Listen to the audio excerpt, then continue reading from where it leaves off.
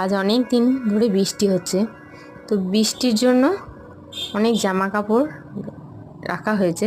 কেননা ধোয়া হয়নি, এগুলো ধুলে শুকাবে না, আর না শুকালে একটা আলাদা রকম গ্যাস আসে সেই জামা কাপড়ের থেকে, তো সেগুলো পরতে পারা যায় না।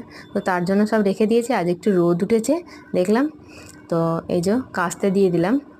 তো কাচাকুচির অনেক কাপড় হয়ে আছে আজকে, তার জন্য অল্প অল্প করে সব কাচাকুচি করে নিচ্ছি। আর এই যে কাঁচা হয়ে গেছে, এখন এগুলোকে নিয়ে ছাদে চলে আসলাম।